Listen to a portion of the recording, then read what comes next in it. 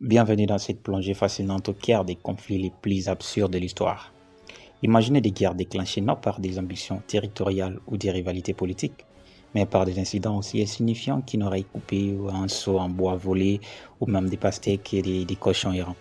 Ces histoires, bien que souvent comiques, révèlent des aspects surprenants et parfois tragiques de la nature humaine et des relations internationales. Dans cette série, nous allons explorer 8 guerres qui défient la logique et montrent comment des événements apparemment anodins peuvent mener à des affrontements armés. Vous découvrirez comment un capitaine britannique mutilé a pu déclencher une guerre entre l'Angleterre et l'Espagne, comment des émeutes ont résisté à l'armée australienne et comment des disputes sur des animaux ou des fruits ont exacerbé à des tensions internationales. Chaque épisode vous plongera dans un contexte unique de ces conflits, leurs conséquences souvent inattendues et la manière dont ils se sont finalement résolus. Préparez-vous à être étonné, amusé et peut-être même un peu perplexe par ces récits incroyables mais vrais. Ces histoires montrent que parfois la réalité dépasse la fiction et que les raisons derrière les guerres peuvent aussi être variées qu'étonnantes.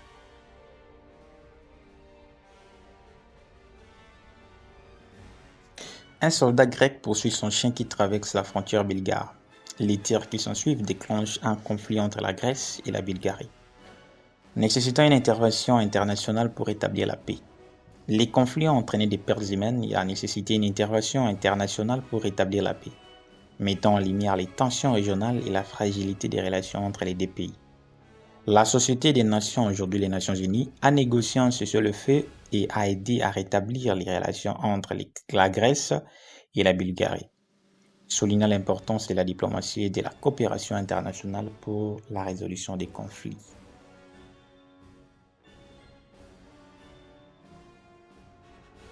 Des ports errants traversent la frontière entre la France et l'Allemagne, provoquant des disputes sur la propriété et la responsabilité. Cet incident met en lumière les tensions frontalières persistantes entre les deux nations, déjà marquées par des rivalités historiques. Les conflits ont mis en lumière les tensions frontalières entre la France et l'Allemagne, nécessitant des négociations diplomatiques pour éviter une escalade et rétablir la stabilité. Les conflits ont été résolus diplomatiquement et des mesures ont été prises pour prévenir les futurs incidents similaires, renforçant la coopération transfrontalière et la gestion des différends.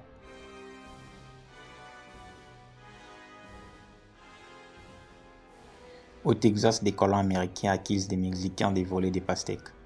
Ces différends mineurs dégénèrent en affrontements armés, exacerbant les tensions raciales et territoriales dans la région déjà marquée par des conflits frontaliers. Les conflits ont exacerbé les tensions raciales et territoriales dans les régions du Texas, entraînant des violences et des divisions au sein de la communauté locale. Les affrontements ont cessé après l'intervention des autorités locales, mais les tensions sous-jacentes ont persisté, nécessitant des efforts de réconciliation et de médiation pour prévenir les futurs conflits.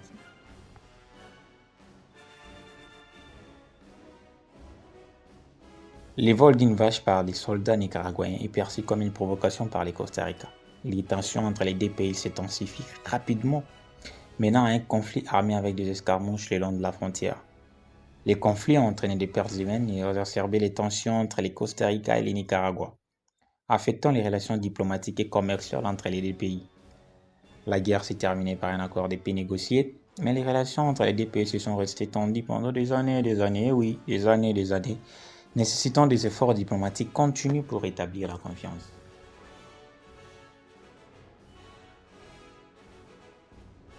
En Australie, après la Première Guerre mondiale, des milliers de mets envahissent les terres agricoles, détruisant les cultures. Les gouvernements australiens décident d'utiliser l'armée pour contrôler la population de mets. Mais la campagne militaire se solde par un échec retentissant, les émeutes étant trop rapides et résistants aux balles. La campagne militaire a été un échec et a conduit à des moqueries internationales. Les agriculteurs australiens ont dû trouver d'autres moyens pour protéger leur culture, et le gouvernement a été critiqué par sa gestion de la situation. Le gouvernement australien a finalement abandonné l'idée d'utiliser l'armée contre les émeutes et a mis en place des programmes de contrôle de la faune plus efficaces, utilisant des clôtures et des mesures de gestion de l'habitat.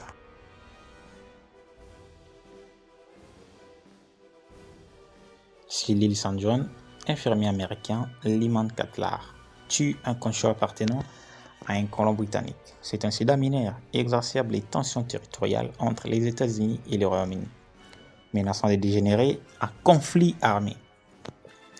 Bien que le conflit n'ait pas entraîné des combats majeurs, il a mis en lumière les tensions territoriales entre les États-Unis et le Royaume-Uni, nécessitant une médiation internationale pour éviter une escalade.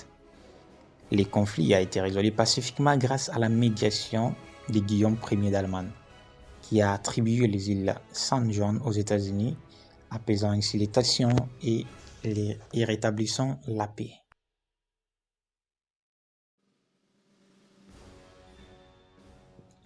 La rivalité entre les villes italiennes de Modène et de Bologne atteint son paroxysme lorsque certains des soldats de Modène volent un seau en bois de Bologne.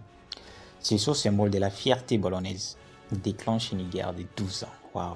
Une guerre de 12 ans, marquée par plusieurs batailles, notamment la bataille des Apollino. Vous connaissez, j'espère bien, cette bataille. La guerre a causé des destructions et des pertes humaines significatives. Elle a également exacerbé les rivalités entre les villes italiennes, entraînant ainsi des tensions politiques et sociales durables. La guerre s'est terminée par la victoire des Modènes à la bataille des Apollino. Les sceaux en bois est toujours conservé à Modène comme un trophée de guerre symbolisant la victoire et la persistance des rivalités locales.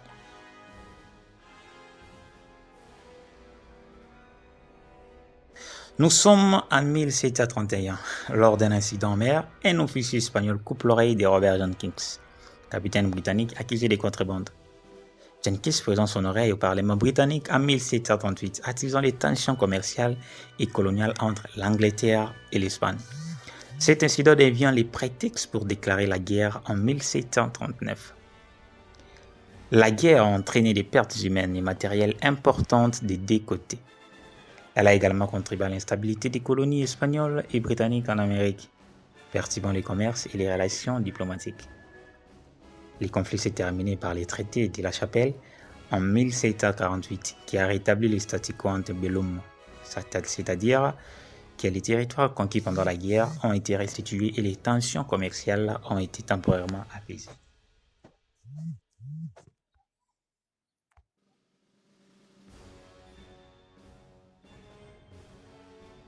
En explorant ces conflits historiques, nous avons découvert que les raisons derrière les guerres peuvent parfois être aussi triviales qu'étonnantes.